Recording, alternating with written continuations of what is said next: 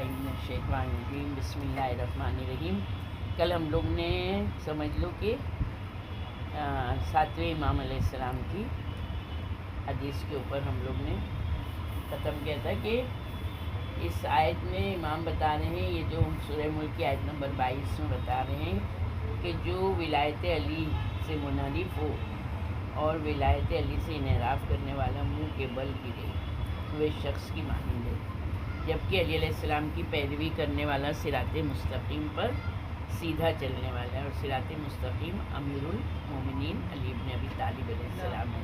اللہم صلی اللہ محمد۔ یعنی یہاں پر ایسی بتائے نا کہ جیسے یہ چوپائے چلتے ہیں نا جھک کے منہ کے بھل، تو اس طرح سے جو ولایت علی کا منکر ہوگا نا تو وہ حشر میں اس طرح چلے گا۔ سوچو کتنی انہیں ذلت کی وہ گھڑی ہوگی۔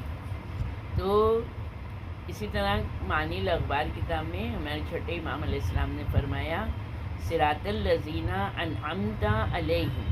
اب ہم لوگ کو یہاں پر بہت زیادہ غور کرنا ہے کہ آیت میں اہل نعمت سے محمد صلی اللہ علیہ وآلہ وسلم اور ان کی ذریت مراد ہے۔ اللہم صلی اللہ محمد وآلہ محمد، یعنی ہم یہاں پر بولتے ہیں نا کہ ان کا راستہ جنہیں تم نے نعمتیں دی، تو نعمتیں کس کو اور کس کے ذریعے بھی مل رہی ہیں نا۔ تو اسی طرح 11ویں امام علیہ السلام کی سے جب انہیں تفسیر دریافت کی تو آپ نے فرمایا اس کا مفہوم یہ ہے کہ تم یہ کہو ہمیں ان لوگوں کے راستے کی ہدایت فرما جنہیں تو نے اپنے دین اور اپنی اطاعت کی توفیق عطا کر کے ان پر انعامت۔ سوچے کتنا یعنی سورہ فاتحہ میں کتنی چیزیں چھپی ہوئی ہیں جو اہل بیت علیہ السلام کی شان میں ہیں۔ پھر اہل انعام کے متعلق اللہ تعالیٰ نے فرمایا بھی آئیں گے جو ان پر انعام کیا ہے، تو اب ان کے لیے سورہ نساء کی آیت نمبر 69 میں ہے۔ بسم اللہ الرحمن الرحیم۔ وَمَن يُطِعِ اللَّهَ وَرَسُولَهُ فَأُولَٰئِكَ مَعَ الَّذِينَ أَنْعَمَ اللَّهُ عَلَيْهِم مِّنَ النَّبِيِّينَ وَالصِّدِّيقِينَ وَالشُّهَدَاءِ وَالصَّالِحِينَ وَحَسُنَ أُولَٰئِكَ رَفِیقًا۔ یعنی جو کوئی اللہ اور رسول کی اطاعت کرے تو وہ ان کے ساتھ ہوگا جن پر اللہ نے انعام کیا، یعنی انبیاء کے ساتھ، صدیقین، شہداء اور صالحین کے ساتھ ہوگا، اور وہ بہت اچھے رفیق ہیں۔ اسی کی تفسیر میں مولا کائنات علی بن ابی طالب علیہ السلام فرماتے ہیں اللہم صلی اللہ محمد وآلہ۔ اہل نعمت سے مال و تندرستی کی نعمت والے افراد مراد نہیں ہیں، یعنی جن کے پاس بہت زیادہ مال ہے، جن کے بہت صحت مند ہیں، وہ اہل نعمت نہیں ہیں، اگرچہ یہ بھی خدا کی طرف سے ظاہری نعمت ہے، نہیں یہ دنیاوی نعمت ہے نا۔ اپنا اگر ہم صحت مند ہیں، اپنے مائک میوٹ کر دو، اگر ہم صحت مند ہیں تو دنیا کا ہے نا جسم ہے جب تک کہ زندگی ہے، جب تک کہ ہم کو یہ نعمت ہے نا، مر گئے تو ختم ہو گیا، مال ہے جب تک کہ ہے، اگرچہ یہ بھی خدا کی طرف سے ظاہری نعمت ہے۔ کیا تم نہیں دیکھتے کہ مال و تندرستی کی نعمت تو کافروں اور بدکاروں کو بھی ملی ہے نا، یعنی مال تو کافروں کو بھی ملا ہے اور بدکاروں کو بھی ملا ہے، تمہیں ان کے راستے کی دعا مانگنے کا حکم نہیں دیا گیا ہے، تمہیں تو یہ دعا مانگنے کا حکم دیا گیا ہے کہ تم ان لوگوں کے راستے کو طلب کرو جن پر ایمان باللہ، تصدیق رسول اور ولایت محمد علیہ السلام اور نیک اصحاب اور بہتر تقیہ کا انعام عطا کیا گیا ہے۔ اللہم صلی اللہ محمد جس سے وہ دشمنان خدا کے شر سے محفوظ رہتے ہیں، بہترین تقیہ کی وجہ سے دشمنان خدا کے گناہوں اور ان کے کفر میں اضافے کا سبب بنتے ہیں۔ تم لوگ کو آواز آ رہی ہے، تم لوگ اپنے مائک میوٹ کرو۔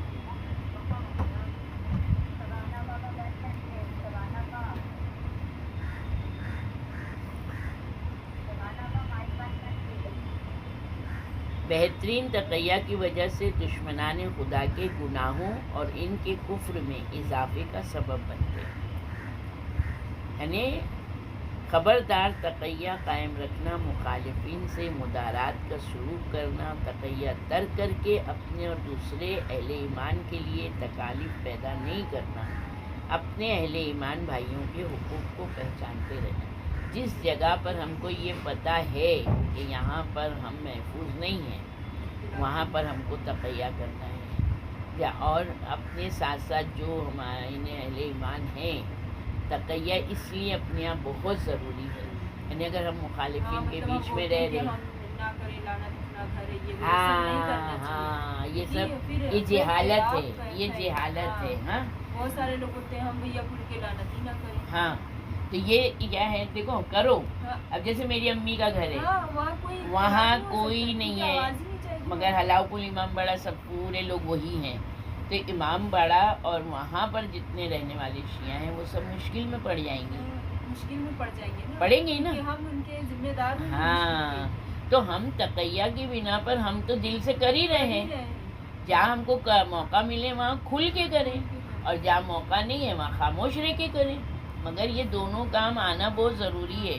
تقیہ کی بنا پر ہے نا ہم لوگ جو ہے تو اپنے آپ کو بھی اور اپنے دینی بہنوں بھائیوں کو بھی محفوظ رکھ سکتے ہیں، اپنے مال کو، اپنے ایمان کو، اور پھر ہم اپنے علم کو بھی آگے بڑھا سکتے ہیں نا۔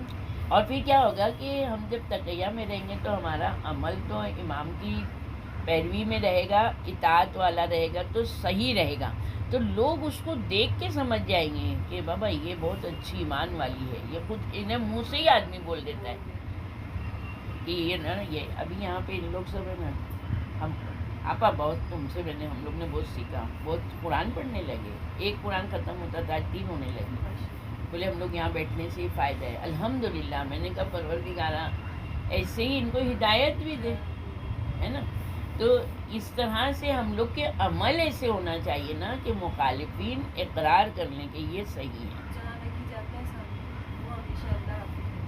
ہاں خدا حافظ، ہم کو کیوں اپنانا ہے، وہ خدا اصل میں خدا بتایا نا، اب وہ خود خدا حافظ بولتے ہیں۔ ہاں خدا جو ہے، ہاں خدا جو ہے نا یہ پرشین ہے نا، فارسی ہے، تو ایرانی خدا بولتے ہیں، عربی تو ایران سے جلتے ہیں، تو وہ خدا نہیں بولیں گے، سمجھا نا، وہ اللہ ہی بولیں گے، جبکہ خدا بھی یعنی خدا تو بڑا ہے۔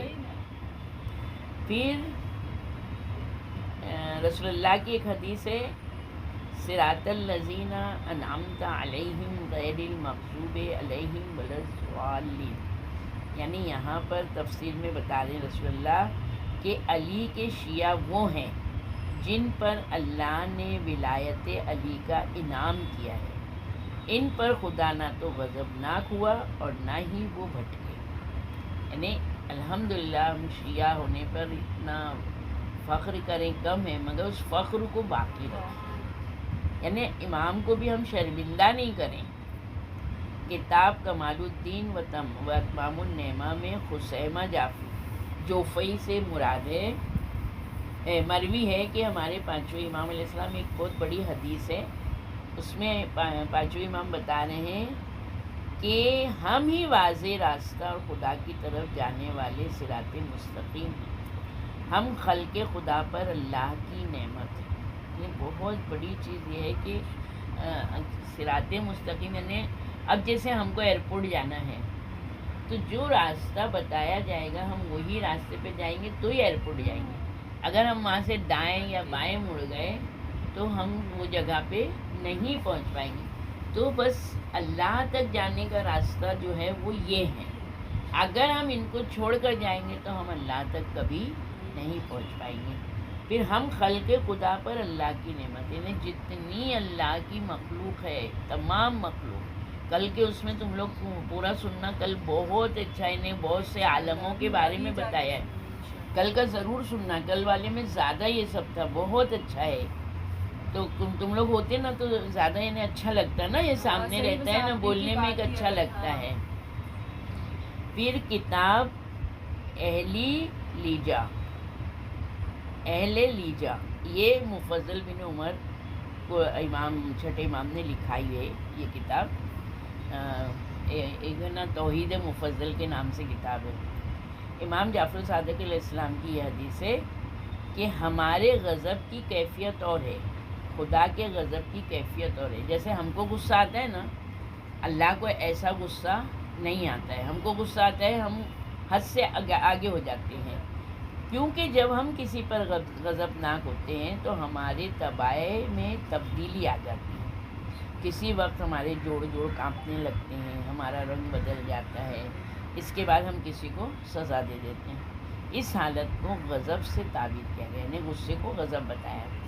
لوگوں کے کلام میں غضب کا یہی مفہوم ہے. اور تو غضب کے 2 مرحلے ہیں. پہلا مرحلہ دل سے شروع ہوتا ہے، دوسرا مرحلہ سزا کی شکل میں نمودار ہوتا ہے. جب اللہ تعالیٰ کے لیے لفظ غضب کا اطلاق ہوتا ہے، یعنی اگر یہ تو انسان کے لیے ہے کہ اس کو اس طرح غصہ آیا اور اس نے یوں کہا ہوا اور پھر آخر میں سزا دے دیا، مگر جب اللہ کے لیے ہم غضب کا لفظ بولتے ہیں نا تو اس سے دل کی کیفیت مراد نہیں ہے. اسی طرح سے جب اللہ کی رضا، ناراضگی، رحمت جیسے الفاظ کی نیت نسبت دی جاتی ہے تو اس میں دلی کیفیت مراد نہیں ہوتی ہے. یعنی اللہ کا غضب بھی اور ہے اور اللہ کی رحمت بھی اور ہے. ہم لوگ دیکھ رہے ہیں کہ ہم لوگ کتنے ہیں جو بھی ماہ رمضان میں روزے نہیں رکھ رہے، جو نہیں رکھ رہے ہیں، جن کی لیگل پرابلم ہے وہ تو اللہ جانتا ہے، وہ جانتے ہیں. مگر کتنے ایسے ہیں ماہ رمضان آیا، آج چلو آج فلاں جگہ کھائیں گے، آج فلاں جگہ کریں گے، آج یہاں گھومیں گے، آج یہ کپڑا نیا اسٹاک آتا ہے، اچھے کپڑے لیں گے. مطلب اللہ نے عبادت کو اس میں واجب کرا دیا ہے اور نہیں کرنے، تو کیا اللہ ان کو وہ نعمتیں نہیں دے رہا ہے نا؟ تو یعنی یہاں کے اوپر ہم لوگ یہ اللہ اگر ہم لوگوں کے ساتھ اگر کوئی ایسا کرتا ہے، ہم بولتے چھوڑو ان کو، تو پوچھیں گے نہیں، ان کو کبھی بولیں گے نہیں، ہے نہیں ہے. اپن بچوں کو بھی اگر کوئی کام ایک بار بولتے ہیں، 2 بار بولتے ہیں، سزا دیتے ہیں، مگر دوبارہ بولتے ہیں اب دوبارہ تم کو بولیں گے نہیں، ہم تم کو یہ چیز نہیں دیں گے. مگر اللہ ارحم الراحمین ہے. ہم کتنی بھی نافرمانی کر رہے ہیں مگر اللہ اپنی نعمتیں نہیں روک رہا ہے ہم لوگوں سے. وہ ہم لوگوں کو موقع پہ موقع دیتا ہے. تم نے یہ دن روزہ نہیں رکھا، یہ دن کا رکھو، دیکھو میں تم کو یہ ثواب دوں گا. اس نے یہ نہیں بولا کہ تم نے 11 کا روزہ نہیں رکھا تو میں 12ویں روزے کا تم کو سزا دوں گا، 12ویں روزے میں تم کو کچھ نہیں دوں گا. ایسا نہیں کرا اللہ نے نا. یہ نہیں کہ صبح کی نماز پڑھو گے تو ناشتہ ملے گا، اللہ نے ایسا نہیں کہا ہے. یعنی کتنا ارحم الراحمین ہے. جو ہم مانگتے ہیں ہم کو، اور کیا بولتا ہے، تو نے میری نافرمانی کی ہے تو تو نا امید مت ہو، تو جب مجھ سے مانگے گا، توبہ کرے گا، میں معاف بھی کر دوں گا. یعنی وہی پروردگار ہے جو واقعی میں بندوں پہ اتنا مہربان ہے، بندہ بندے پہ مہربان. تو ہم لوگ کبھی بھی اس کی جو رحمت ہے اس کو بھی انسانوں یا مخلوق کی رحمت سے ہم اس کو رحم کرنا، جو مخلوق کرتی ہے، ہم کل یہ مخلوق کی رحم کے اوپر انسان رحم کرتا ہے، اس کی یہ آئی ہے، اس میں کل والے میں 4 میں آئی ہے. اس کو سنو گے نا تو یہ سمجھ میں آ جائے گا. ہاں وہ اعلیٰ چوتھا سن لو گے نا تو 5واں سمجھ میں آئے گا آج کا. پھر یہ حریث نے 6 امام کے علیہ السلام کے متعلق بیان کیا کہ میں نے 6 امام کو یہ آیت پڑھتے ہوئے سنا، بسم اللہ الرحمن الرحیم، صراط الذین انعمت علیہم غیر المغضوب علیہم ولا الضالین. تو امام علیہ السلام نے فرمایا مغضوب علیہم جو ہیں وہ ناصبی ہیں اور ضالین جو ہیں یہود اور نصارہ ہیں.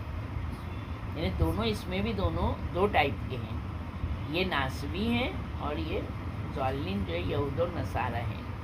ابن عزینہ 6 امام سے غیر المغضوب علیہم ولا الضالین کی تفسیر نقل کرتے ہوئے کہتے ہیں کہ مغضوب علیہم ناصبی ہیں، ضالین سے شکوک میں مبتلا وہ افراد مراد ہیں جنہیں امام کی معرفت حاصل، یعنی وہ گمراہ ہیں نا، یعنی وہ یہ جان ہی نہیں پا رہے کہ اس وقت کا امام زمانہ کون ہے. ابھی اپنا تو غیبت کا دور ہے، مگر 11 اماموں کے ٹائم پر تو بہت زیادہ بہت پراشب زمانہ تھا، اس میں ہم لوگ نہیں آئے، وہ بھی اللہ کی طرف سے. اور یہ جو ہے اس امت کو اللہ نے سب سے زیادہ کیوں افضل کا ہے، کیونکہ یہ کتاب لکھی ہوئی ہم اسی پہ عمل کر رہے ہیں. اس وقت تو امام موجود ہوتے تھے اور امام کو لوگ رد کرتے تھے، تو ان میں اور ہم میں یہ ایک فرق ہے نا. الحمدللہ الحمدللہ یہ اس کی نعمت ہے، اس کا ہم جتنا بھی شکر اس نعمت کا ہی شکر کریں اگر تو یہ بہت شکر بڑا ہے نا. پھر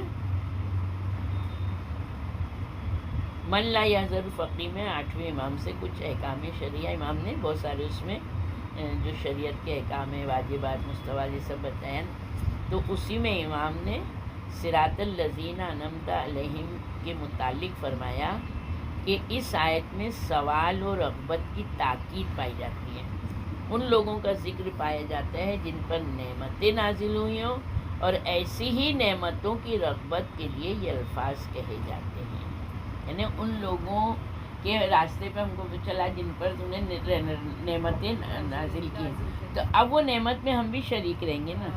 بھئی جو انسان سردار چل رہا ہے، جو لے کے چل رہا ہے، ابھی قافلے کو آگے یہ دینا ہے اس کو، تو جو دیکھ رہے ہیں اچھی اچھی چیزیں تو لوگ اسی کے پیچھے جائیں گے، تو اس کے لیے ہم کو طلب کرنا ہے، اللہ سے طلب کرنا ہے، کیونکہ ہر انسان اپنے امام کے ساتھ اٹھایا جائے گا۔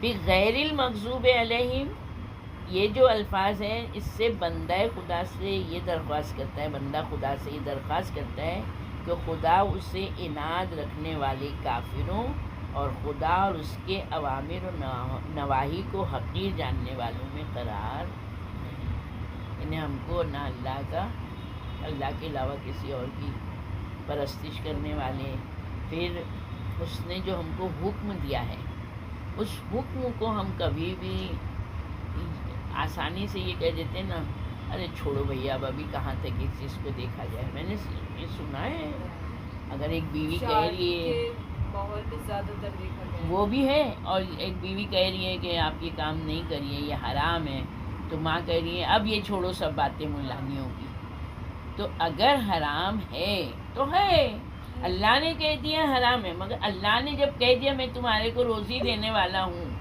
تو ہم حرام کی طرف خود اپنی روزی کو حرام کر رہے ہیں نا، معلوم ہے اس میں برکت نہیں ہے، سوال ہی نہیں کہاں اٹھتا جانے والا ہے۔ اب یہ بچوں کو اگر ماں کھلائے گی، ماں کے حلق سے نہیں اتر رہا ہے، ماں دیکھ رہی ہے کہ میرا شوہر غلط کر رہا ہے، اب وہ اس میں آسانیاں ہیں، تو یہ ساری باتیں جو رد کرتے ہیں نا، تو اللہ ہم کو ان لوگوں میں نہیں رکھنا، مطلب یہاں پر یہ ہے کہ جو حق ہے ہم اس کو قبول ہی کرتے رہیں، ہم اس میں کہیں سے چرا نہیں کریں۔ جب اگر ہم حرام سے اپنے آپ کو روکیں گے تو کیا اللہ ہم کو حلال رزق نہیں دے گا، بلکہ اللہ اور خوش ہوئے گا نا کہ دیکھو یہ میرا بندہ ہے، اس وقت اس کو پیسے کی ضرورت تھی مگر اس نے حرام کی طرف ہاتھ نہیں ڈالا، تو اے میرے فرشتوں میں اس کو حلال اس سے زیادہ دوں گا، مگر ہم لوگ اللہ کو نہیں پہچانتے، ہم لوگ جلدی سے دنیا کی طرف راغب ہو جاتے ہیں۔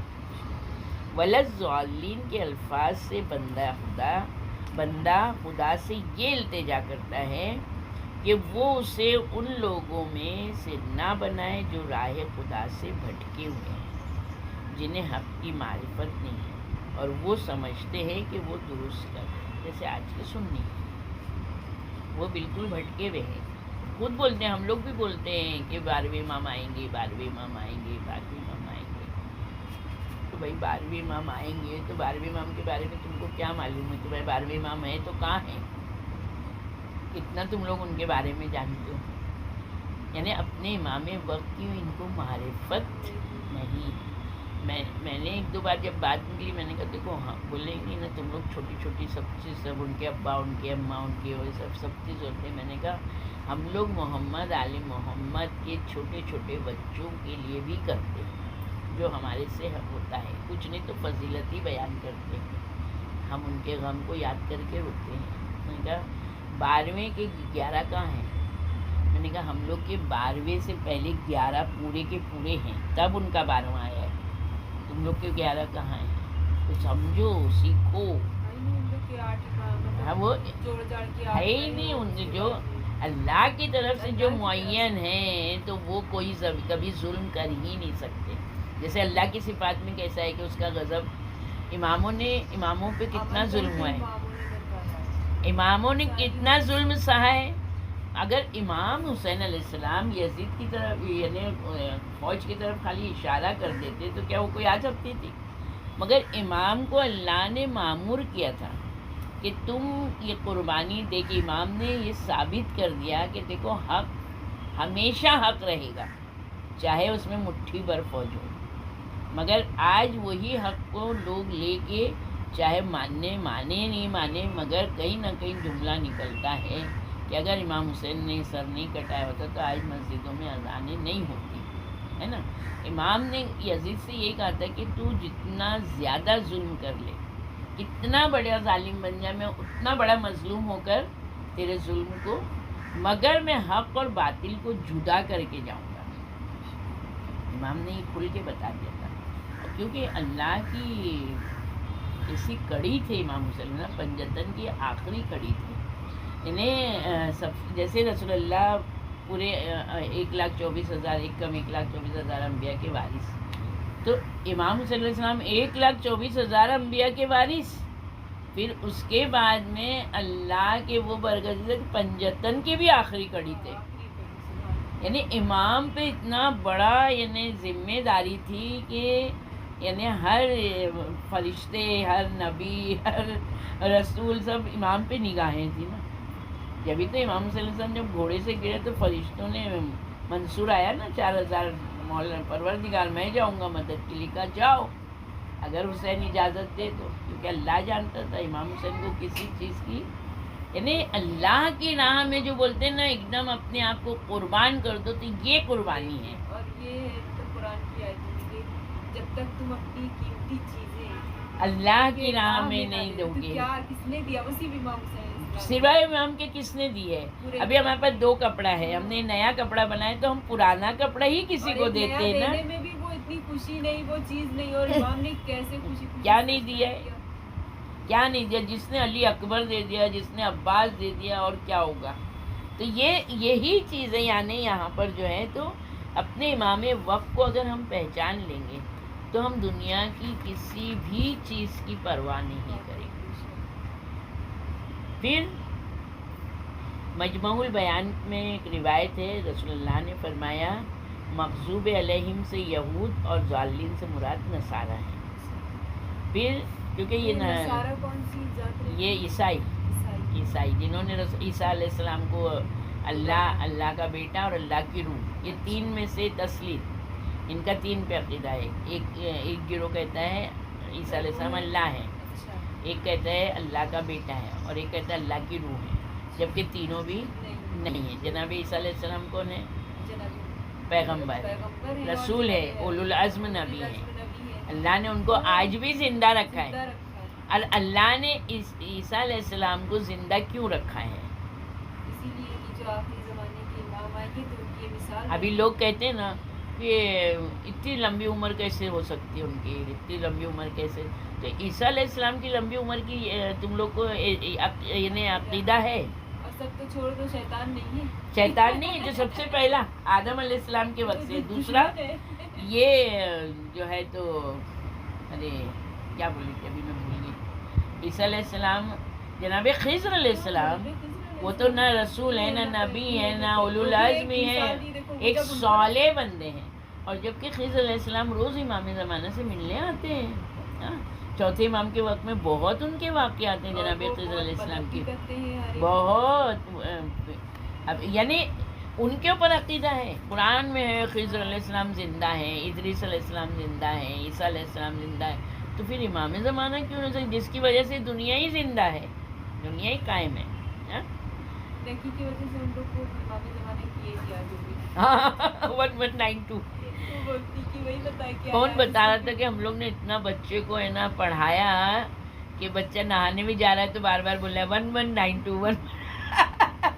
تو ہم کیا بولتے ہیں بچوں کو ہے نا ایسی چیزیں بتائیں نا کہ جو ہے نا ہم کو لگتا ہے کہ یہ بچے کے لیے بہت زیادہ. جیسے زبان کھلے نا تو سلوات ہے، زبان کھلے تو لا الہ الا اللہ ہے، زبان کھلے تو الحمدللہ رب العالمین، زبان کھلے تو بسم اللہ الرحمن الرحیم، زبان کھلے تو قل واللہ کا.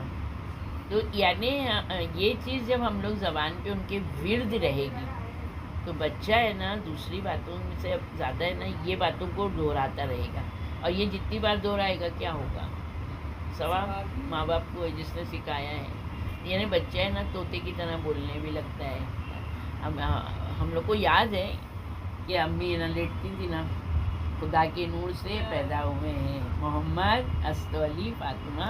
آج تک ہم لوگ بچپن کا رٹا ہوا ہے نا یہ نہیں تو جو بچپن میں وہ دماغ میں نا جو چیز رہتی ہے وہ ہمیشہ رہتی ہے، اس لیے بولا گیا ہے کہ بچوں کو لینگویجز سکھاؤ. اور سکینہ تو بہت چھوٹے تھے تبھی ایک مولانا آتے تھے گھر پہ سورۃ بقرہ پڑھنے، جب پاپا ہاں کی ہاں طبیعت خراب تو ان لوگوں نے لا الہ معانی کے ساتھ پڑھایا تھا ان لوگ کو، ہاں ترجمے کے ساتھ. ہاں آج تک ان لوگ کو یاد ہے نا. ہاں تو یہ بچپن کی جو چیزیں ہیں نا وہ سب یاد رہیں گی، تو اس لیے اپنے بچوں کو ہے نا کوشش کرو نا یہ سب چیزیں جیسے. وہ مجھے نہیں پتا تھا، ان لوگ سے مجھے اس کا مطلب اچھا پتہ چلا، اب بہت اچھا. دیکھو شب عاشور کے اس میں بتاتے ہیں کہ جناب رباب علی اصغر علیہ السلام کو لوری دیتی تھی کائے کی، جنگ خیبر، جنگ صفین، یعنی ان کے دادا کے جنگی جناب علی اصغر 6 مہینے کے تھے.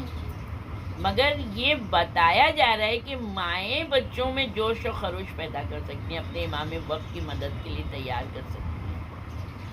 ایک ماں کو اس لیے شریعت جاننا بہت ضروری ہے. تو ایک چیز یہ ہے کہ اپنے بچوں کو ایسے تیار کرنا، ایک یہ ہے کہ اپنے آپ کو حقیقت میں دنیا سے تھوڑا سا دور رکھیں. دنیا اور دنیا داری میں جب انسان رہتا ہے نا تو وہ آخرت کو بھولا ہوا رہتا ہے. واقعی میں ابھی جیسے ہم لوگ جیسے ابھی یہ کر رہے سلسلہ ہم لوگ تفسیر کا، اب ہم لوگ اس کو اگر باندھ لیے کہ ہم لوگ میں نے تو خیر 3 ہی دن رکھا ہے، میں ایک بتا رہی ہوں مثال، اگر ہم لوگ روز آدھا گھنٹہ باندھ لیں تو جب ہم لوگ روز آدھا گھنٹہ اللہ کے لیے یہ سب کام کریں گے تو ہمارا دماغ اسی میں لگا رہے گا. ارے پورا دن لگا رہتا ہے نا، بھلے نہ کروں نہیں کر مگر رہتا ہے کہ بھی کرنا ہے، یہ کرنا ہے. ہاں کب سے رٹ رہی ہے کہ تفسیر کرنا، ایک کو بات تو نہیں لے کے بیٹھی، میں کیا کریں، فرصت ہی نہیں مل رہی، میں آپ صبح سے تفسیر کر رہی تو ہمارا یہ بولنا ہے کہ جب ہم لوگ جو کام نہ کرتے ہیں نا، ہاں جب ابھی ہم لیٹتے ہیں تو ہم کو ابھی وہ اس میں یہ کیا ہے، اس میں سے میں نے کبھی یاد آیا تھا، کبھی وہ واقعہ تھا. تو وہ اس طرح سے کیا ہوتا ہے کہ جب ہم لوگ ڈھونڈتے رہتے ہیں نا تو اسی میں رہتے ہیں کہ آدمی بیزار ہو جاتا ہے، کتنا یہ موبائل میں ہے، کتنا موبائل میں، مگر ہم کو معلوم ہے ہم کیا کر رہے ہیں موبائل میں. تو جو لائن میں ہم بیٹھیں گے ہم اسی لائن کو کرنا شروع ہے، اپنے دماغ میں، سوچ میں، اٹھنے میں، بیٹھنے میں. تو یہ بری چیز نہیں ہے نا، یہ ہم کو ہر برائی سے بچائے. اب میری بہنوں کا فون آتا، ابا کہاں ہو تم، کی خبر ہی نہیں ہے تمہاری، تم فون بھی نہیں کرتی. ہم نے کہا کہ ارے ہم بعد میں فون کریں گے. ہاں ابھی اور 2 سال بعد کریں گے. نہیں واقعی میں یہ چیز تو دنیا داری یہ حقیقت میں نا، اب ہماری ایج ہونے سے نا ہم کو یہ پورا احساس ہے، مگر الحمدللہ میں ہمیشہ کرتی رہی تو مجھے اتنا نہیں، مگر پھر بھی یہ غم ہے کہ میں نے بہت کچھ نہیں سیکھ پائی. جو سیکھا ہے الحمدللہ وہ میں سب کو سکھا بھی رہی ہوں.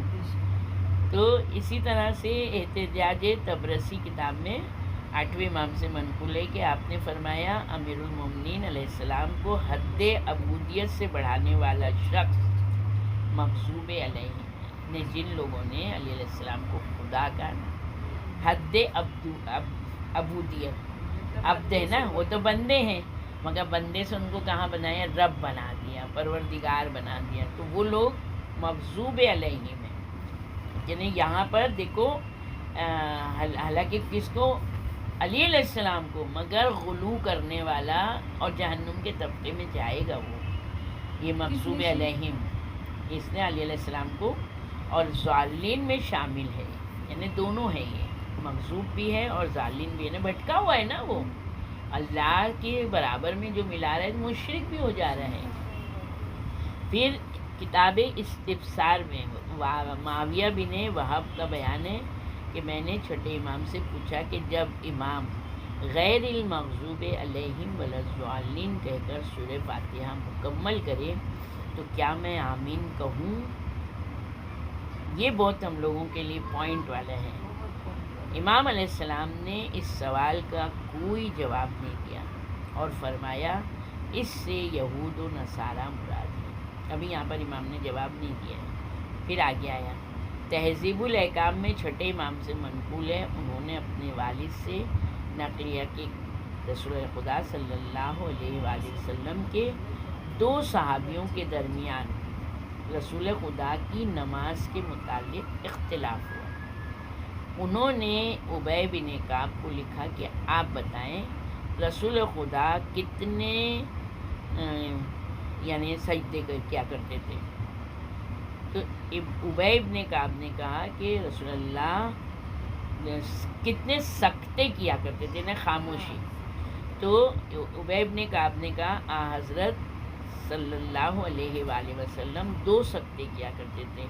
پہلا سکتہ اس وقت کرتے جب سورہ فاتحہ سے فارغ ہوتے، دوسرا سکتہ اس وقت کرتے جب دوسری سورہ سے فارغ ہوتے. یعنی ہم لوگ الحمدللہ رب العالمین جب پڑھا غیر المغضوب علیہم ولا الضالین بسم اللہ الرحمن الرحیم ایسا نہیں بولنا ہے. یہاں کے اوپر ولا الضالین کہہ کے خاموش ہونا ہے. جب خاموش ہوں گے پھر بسم اللہ الرحمن الرحیم، پھر دوسرا سورہ شروع کریں گے، پھر دوسرا شروع کر کے ختم کریں گے. پہلے ساکت ہوئیں گے، اس کے بعد رکوع میں جائیں گے. ڈائریکٹ ختم کرتے ہی رکوع میں جائیں گے. نماز ہاں وہ تو بتا رہے نا وہ، اور وہ واجب ہے، واجب رکن ہے. ہاں دوسرے سورے کے بعد اور رکوع میں جانے سے پہلے وہ متصل بے رکوع ہے نا. وہاں میں دیکھ رہی اتنی تیزی سے ایک تو ہو. پھر کتاب کافی میں بھی چھٹے امام سے منقول ہے، جب تو امام کے پیچھے نماز پڑھ رہا ہو اور امام سورہ فاتحہ کی تلاوت سے فارغ ہو تو تم الحمدللہ رب العالمین کہو، خبردار آمین نہیں کہنا. پھر عیون اخبار الرضا میں بھی امام رضا علیہ السلام کے اخلاق اور اوصاف لکھے ہوئے گئے ہیں. یعنی اس میں ان کا اخلاق بھی لکھا ہے، ان کے عبادت کی صفتیں بھی لکھی ہیں، اوصاف عبادت. اس میں لکھا ہے کہ جب آپ فاتحہ سے فارغ ہوتے تھے تو آپ الحمدللہ رب العالمین پڑھتے تھے. یعنی امام ہم کو کتنی اچھائی سے ہر چیز کو سمجھا رہے ہیں کہ بس ہم کو کوشش یہ کرنا ہے کہ کس طرح سے ہم اپنے امام کی اطاعت کریں. پھر اب یہ سورہ جو ہے یہ تفسیر نور السقلین ختم ہوئی. اب یہاں پر سورہ فاتحہ کے بارے میں کیا ہے. بہار الانوار جلد نمبر 3 میں پیج نمبر 294 پر عبداللہ ابن مسعود سے روایت ہے کہ رسول اللہ نے فرمایا جب مجھے شب معراج آسمانوں کی سیر کرائی گئی تو جنت اور جہنم میرے سامنے لائی گئی. میں نے جنت کی نعمتوں کو دیکھا، جہنم کے عذاب کو دیکھا. جنت کے 8 دروازے تھے، ہر دروازے پر 4 ایسے کلمے لکھے تھے کہ ان کا ہر ایک جاننے اور عمل کرنے والے کے لیے دنیا اور معافیہ سے بہتر ہے. جو اس پہ لکھا تھا. مجھے جبریل علیہ السلام نے کہا پڑھو، تو میں نے پڑھا. پہلے دروازے پہ لکھا تھا لا الہ الا اللہ محمد رسول اللہ علی ولی اللہ. ہر شے کے لیے ہیلا ہوا کرتا ہے اور آرام کی زندگی کے 4 ہیلے ہیں. یعنی اگر ہم آرام سے زندگی گزارنا چاہتے ہیں تو اس کے لیے 4 ہیں. ایک ہے قناعت، ایک ہے فضول خرچی، ایک ہے کینے کا ترک کرنا. اور کینہ جو لوگوں کے لیے ہمارے دل میں کینہ رہتا ہے نا وہ نہیں رکھنے کا. اگر کوئی بات بری لگی اسی ٹائم کلیئر کر لو مگر کینہ نہیں رکھو. نیکیوں کی صحبت، یعنی نیکوں کی صحبت میں رہنا. دیکھو ابھی کیا ہم لوگ بولے، ہم لوگ جن چیزوں کے بیچ میں بیٹھیں گے وہ ہم پر اثر کرتا ہے. تو یہ 4 چیزیں اگر ہم نے کر لی کہ تو ہماری زندگی. قناعت سب سے بڑی چیز ہے. پھر دوسرے دروازے پہ لکھا تھا لا الہ الا اللہ محمد رسول اللہ علی ولی اللہ. ہر شے کے لیے ہیلا ہوتا ہے. آخرت کی خوشی کے 4 ہیلے ہیں. یعنی آخرت میں اگر ہم خوشی چاہتے ہیں تو سب سے پہلا ہے یتیموں کے سر پر ہاتھ پھیرنا، بیواؤں پر رحم کرنا، مومنین کی حاجات میں کوشش کرنا. یعنی اگر مومن کی کوئی حاجت ہے اور ہم جس طریقے سے ہماری استطاعت ہے جتنا ہم کر سکتے ہیں اتنی اس کی حاجت کو پورا کرنے کے لیے کوشش کریں. فقراء اور مساکین کی خبرگیری کرنا. یہاں پر جو ہے تو ہم سوچتے ہیں ہم خود پریشان ہیں، مگر ہم اگر کسی کی پریشانی دور کرتے ہیں تو خود بخود ہماری پریشانی دور ہو جاتی ہے. تیسرے دروازے پر تحریر تھا لا الہ الا اللہ محمد رسول اللہ علی ولی اللہ. ہر شے کے لیے ہیلا ہوتا ہے اور دنیا کی تندرستی کے 4 ہیلے ہیں. کم بولنا. ایک دروازے پر لا الہ الا اللہ محمد رسول اللہ علی ولی اللہ کے بعد پھر یہ 4 لکھے تھے. مگر یہ سب پہ لکھا ہوا ہے جنت کے 8 دروازے پر. اب جو علی ولی اللہ کو نہیں مانے گا وہ کیسے انٹری کر سکتا ہے بھائی؟ اب یہاں پر دنیا کی تندرستی کے 4 ہیلے ہیں. کیا ہیں؟ کم بولنا، کم سونا، کم چلنا اور کم کھانا. اور ہم لوگ بمبئی میں دیکھتے ہیں جو نہیں کرنا ہے سب وہی کر رہے ہیں ہم لوگ. پھر 4 دروازے پر منقوش تھا لا الہ الا اللہ محمد رسول اللہ علی ولی اللہ. جو شخص اللہ پر اور قیامت پر یقین رکھتا ہو بس اس کو لازم ہے کہ مہمان کی عزت کرے. جو شخص اللہ اور یوم قیامت پر ایمان رکھتا ہو اس کو چاہیے کہ اپنے ہمسایہ کی حرمت کا خیال رکھے. جو شخص اللہ اور یوم قیامت پر ایمان رکھتا ہو ضروری ہے کہ اپنے والدین کا احترام کرے. جو شخص اللہ اور یوم قیامت پر ایمان رکھتا ہو پس وہ نیکی کی بات کہے ورنہ چپ رہے. بولو تو اچھی بات کرو ورنہ کیا ہے خاموش رہو. 5ویں دروازے پر مکتوب تھا لا الہ الا اللہ محمد رسول اللہ علی ولی اللہ.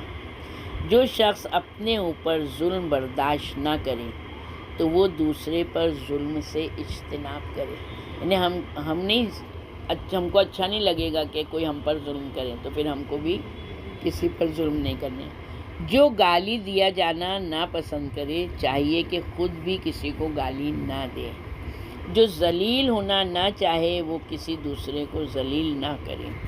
اور جو دنیا اور آخرت میں مضبوط تعلق سے وابستگی چاہے بس اس کلمے کو پڑھیں. جو دنیا اور آخرت میں مضبوط تعلق سے وابستگی چاہے اس کو یہ کلمہ پڑھنا ہے لا الہ الا اللہ محمد رسول اللہ علی ولی اللہ. 6 دروازے پر لکھا تھا جو یہی لا الہ الا اللہ محمد رسول اللہ علی ولی اللہ جو قبر میں کشادگی کا تمنائی ہو چاہیے کہ مساجد کی بنا کرے یعنی مسجدیں بنائیں. جو چاہے کہ میں قبر میں بوسیدہ نہ ہوں تو مساجد میں سکونت کرے. یعنی سکونت کرنا یعنی سونا نہیں، زیادہ تر بیٹھ کے وہاں پر عبادت خدا کرے، تلاوت قرآن، دعائیں ہیں، نمازیں ہیں، جو بھی ہے. جو چاہے کہ زمین کے نیچے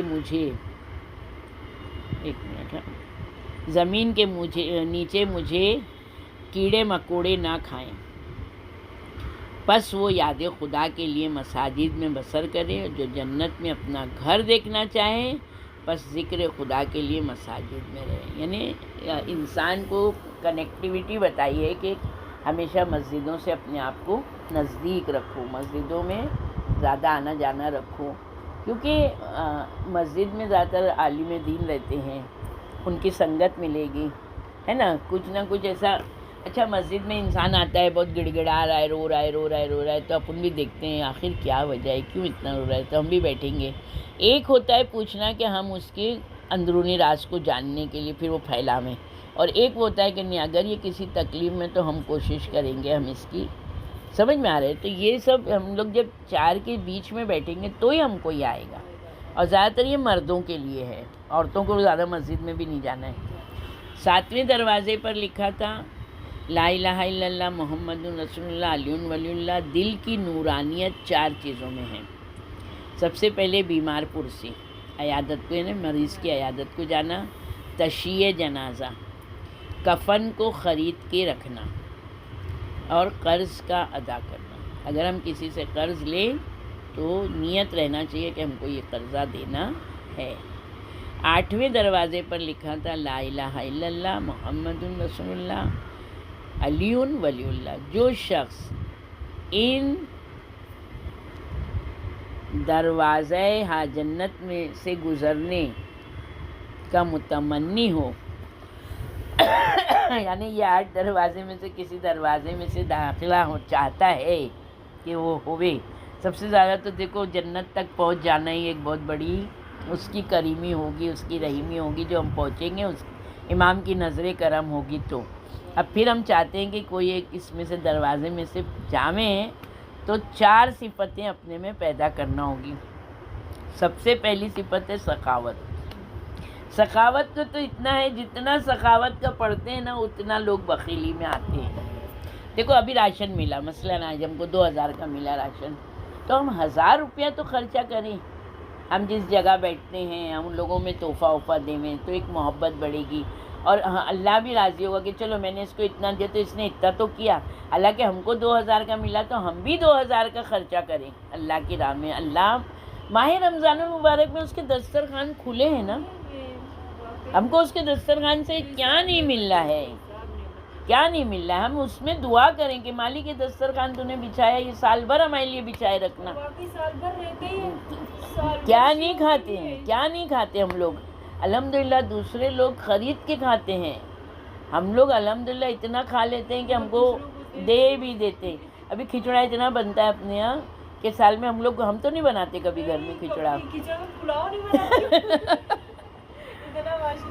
پھر سخاوت ہے دوسرے خوش خلق کی، یعنی کسی سے بھی اچھے اخلاق سے، کسی نے سلام کیا تو مسکرا کے جواب دے دیں، چاہے ہم کو غصہ ہو چاہے کچھ بھی ہو، مگر ہلا دیے زبان کم سے کم۔ تیسرا صدقہ بہت نکالے۔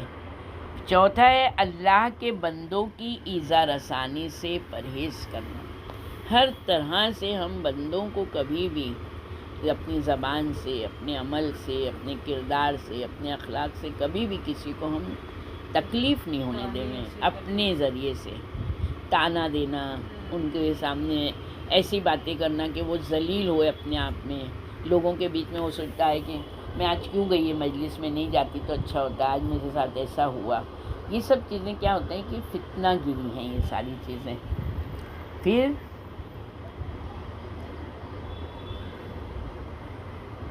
اسی طرح سے نماز کے بارے میں ہے۔ نماز یعنی اس میں بتایا ہے سورہ فاتحہ میں، ملا صدر الدین شیرازی اپنی تفسیر میں تحریر فرماتے ہیں، جس کا حاصل یہ ہے کہ نماز چونکہ بفرمان معصوم مومن کی معراج ہے، بس اس معراج کی تیاری کے لیے پہل ظاہری نجاسات و کثافات کو بدن و لباس سے دور کریں۔ یعنی ہم لوگ نہا لیں، نہا کے مطلب اگر غسل ہے تو غسل کر لیں، مگر اس کے بعد میں بھی ہم کیا کرتے ہیں، وضو کرتے ہیں، اپنے لباس کو پاک رکھتے ہیں۔ یہ سب چیزیں ہو گئی تاکہ اس کی روح اس معراج پر فائز ہونے کے قابل ہو سکے نا، ہمارا لباس وغیرہ ایک دم اچھا ہو گیا، صاف ہو گیا، مطلب ہمارا بدن پورا پاک ہے۔ پھر بارگاہ رب العزت میں حاضر ہو کر پورے سکون قلب اور توجہ خاطر کے ساتھ زبان سے اللہ اکبر کے کلمات جاری کر کے جلال و عظمت خداوندی کے سامنے اپنے آپ کو یعنی جھکا دے ہوئے اللہ کے سامنے۔ بس یہ دعائے توجہ جو مستحب ہے، یعنی یہاں کے اوپر جب ہے نا ہم کھڑے ہوئے تو ہم نے اللہ اکبر جب کہا تو اپنے آپ کو یعنی اللہ کے سوا ہم کسی کے ساتھ جڑے ہوئے نہیں ہیں، یہ خیال رہنا چاہیے۔ ہاں پھر یہ دعا پڑھیں، وجہت وجہیا للذی فطر السماوات والارض، یعنی یہ آیت پڑھیں۔ اب یہ تو ہم لوگ کہاں نہیں پڑھتے ہیں، جیسے اذان کے بعد میں وہی دعا پڑھتے ہیں، اللہم اجعل قلبی بارہم پڑھتے ہیں۔ نہیں جب یعنی ہم لوگ کھڑے ہوں نا تو ہم لوگ اس وقت ہاں یہ مقام حضرت ابراہیم خلیل الرحمن کا ہے، انہوں نے یہی کلمات ادا فرمائے تھے جب روحانیت کے منازل اس حد تک طے ہو گئے تو اب جنت کے دروازے کھلنے شروع ہو جاتے ہیں۔ اب دیکھو کس طرح جنت کے دروازے کھلے ہوں گے، ہے نا؟ نہیں یہ نہیں ہے اس میں، یہ الگ کی کتاب کا ہے۔ ہاں تو یہاں کے اوپر جو ہے نا ایک ایک دروازہ دیکھو کیسے کھلے گا۔ سب سے پہلا دروازہ ہے باب المعرفہ، اعوذ باللہ من الشیطان الرجیم پڑھنے سے کھلتا ہے، کیونکہ اس میں اغوائے شیطانی سے برات کا اظہار ہے اور تکبر سے یکسوئی ہے، یعنی ہم اللہ کی پناہ میں جا رہے ہیں شیطان کے شر سے، یعنی ہم محتاج ہیں مالک، ہم شیطان کا مقابلہ نہیں کر سکتے تو ہم اپنے آپ کو محتاج ظاہر کر رہے ہیں نا اللہ کے سامنے، اور ہم تکبری سے اپنے آپ کو دور رکھے ہوئے ہیں۔ پھر دوسرا ہے باب الذکر، باب الذکر ہے بسم اللہ الرحمن الرحیم کی زبان سے جاری کرنے سے کھلتا ہے۔ پھر تیسرا ہے باب الشکر، الحمدللہ رب العالمین کے پڑھنے سے کھل جاتا ہے وہ دروازہ. پھر ہے باب الرجا یعنی امید، الرحمن الرحیم کے پڑھنے سے کھلتا ہے. پھر ہے باب خوف، مالک یوم الدین تبھی آٹھوں آیت کی تلاوت سے کھلتا ہے. ہاں. پھر چھٹا ہے باب الاخلاص یعنی خلوص کے ساتھ ایاک نعبد و ایاک نستعین کے پڑھنے سے باز ہوتا ہے، کھلتا ہے. پھر ہے باب الدعا، اہدنا الصراط المستقیم کے زبان پر جاری کرنے سے کھلتا ہے. پھر ہے آٹھواں باب الاقتداء، صراط الذین انعمت علیہم غیر المغضوب علیہم ولا الضالین کے پڑھنے سے کھلتا ہے. تو سوچو. ہر ایک آیتوں کا نام دیا ہوا ہے جنت کے دروازے سے ہاں نشان. ہاں.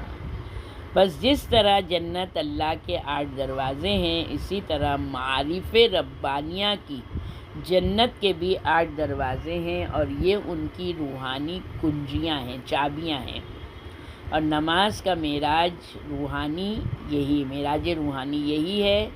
زیادتی وضاحت کے لیے یعنی یہ الگ الگ چیزیں دی گئی ہیں. پھر آگے بھی دیا ہوا ہے، مگر اب ہم لوگ یہیں پہ ختم کرتے ہیں، کافی دیر ہو گئی ہے. یہ نہیں ہوگی کہ بچوں کے پاس جاؤ تو بچوں اٹھا ہی لیتی ہیں. بہت اچھا لگ رہا ہے، بہت اچھی جگہ دن کٹ رہے ہیں ایسے تو گھر میں لیٹے لیٹے. ہاں یہاں پر جو ہے نا جیسے تھوڑا سا نا فلاسفی والا یہ آ گیا ہے نا. ہاں تو کل کی اس سے اچھی ہے. ہاں کل کی ضرور شو کر لینا. تو بہت زیادہ ہے نا. اچھا لگا، دل بہت خوش ہو گیا. الحمدللہ. بس ہے نا اسی طرح سے اللہ اپنے لوگ کو کہاں اس میں رکھے کہ اس میں یہاں پر جو دیا ہے نا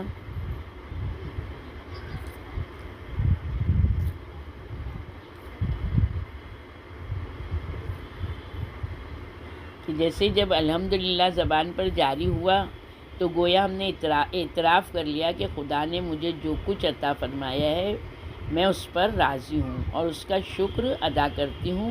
بس شہوت ہماری کافور ہو گئی، یعنی جو اللہ نے جب اس میں قانے ہو گئے، اب ہمارے کو ہوس نہیں ہے کوئی چیز کی.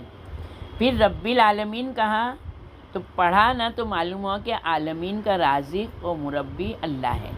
تو اپنی کفایت سے زیادہ کا حرص نہیں کرے، اپنے پاس جمع شدہ کا بخل نہ کریں. یعنی جو ہمارے پاس ہے ہم وہ اللہ کی راہ میں ضرور خرچ کریں، جبھی اس میں اضافہ ہوگا، جو ورنہ اضافہ نہیں ہوگا. الرحمن الرحیم مالک یوم الدین کے پڑھنے سے اس کا غضب دور ہو جاتا ہے، کیونکہ معلوم ہو گیا کہ ملک اور عظمت اسی کی ذات کے لیے سزاوار ہے. ایاک نعبد کے پڑھنے سے تکبر کا قلع گما ہو گیا، یعنی ہم تیری عبادت کرتے ہیں، یعنی اب ہم تکبر نہیں کر سکتے. ایاک نستعین سے خود پسندی ختم ہو گئی، یعنی جو بھی میں نے کیا میں نے تمہاری مدد کی، نے ہم اس سے مدد مانگتے ہیں، ہم کچھ بھی نہیں ہیں. یعنی ہر امر کی انجام دہی کے لیے میں کچھ نہیں کر سکتی. اگر ابھی زبان میری بند ہو جائے تو میں کچھ نہیں کر سکتی. تو زبان کی بولنے کی قوت گویائی کس کی طرف سے؟ اللہ کی طرف سے. اگر ہم لوگ یہی ساری چیزیں سمجھتے ہوئے چلیں تو کبھی بھی اپنے آپ کو نا غرور و تکبر میں نہیں لا سکتے ہیں، کیونکہ اگر وہ ہماری مدد نہیں کرے گا تو ہم کچھ بھی نہیں کر سکتے ہیں. اہدنا الصراط المستقیم سے ہوائے نفس کا خاتمہ ہو گیا، یعنی جو ہم خواہش کر رہے ہیں اب وہ نہیں ہے. اپنے من بھائی راستے پر چلنے سے گریز کر کے، یعنی جو ہمارا منمانی راستہ ہے ہم اس سے کیا کریں گے، اپنے آپ کو دور کریں گے، بلکہ کس کے راستے پہ چلیں گے، ہمارے اماموں کے بتائے ہوئے راستے پہ. صراط الذین انعمت علیہم کے پڑھنے سے کفر دور ہو گیا، یعنی ان کا راستہ جن پہ تو نے نعمتیں نازل کی ہیں، اب ہم کو وہی راستے پہ جانا ہے، تو ہم غیر کے راستے پر نہیں جا سکتے. غیر المغضوب علیہم ولا الضالین سے یہ یعنی اس کا ہے نا دعاؤں کا یعنی یہاں پر خاتمہ کیا ہو گیا کہ ہم کو ان کے راستے پہ نہیں چلانا جن کو تو نے ذلیل اور خوار کیا ہے، جو بھٹکے ہوئے گمراہ ہیں. یہ ان لوگ کے لیے ہے، دونوں کے لیے. ہاں یہ ان لوگ کے لیے ہے، مگر اب یہ تفسیر جائے گی تو اس کے لیے. تو یہاں پر بتایا ہے کہ جہنم، جب ابھی 8 ہم لوگ نے دروازے پڑھے تو جہنم کے 7 دروازے ہیں، ہر دروازے پر کچھ لکھا ہے. بیان فرمایا تو اس وقت رسول اللہ کہتے ہیں پہلے دروازے پر 3 کلمات لکھے ہوئے تھے، وہ نمبر 1 اللہ سے امید کرنے والا نیک بخت ہے، اللہ سے ڈرنے والا بے خوف ہے، ہلاک ہونے والا زیب خوردہ وہ ہے جو اللہ کے غیر سے امید رکھے اور اس کے غیر سے خوف زدہ ہو۔ بہت بڑا مطلب ہے، یعنی ہم اللہ سے امید رکھتے ہیں تو ہم اچھے ہیں، کیونکہ ساری امید ہم کو کسی سے نہیں ہے، اللہ سے ڈریں گے تو ہم ہر وہ کام کریں گے جو اللہ کو پسند ہے، تو ہم اس کے عذاب سے بے خوف ہو جائیں گے۔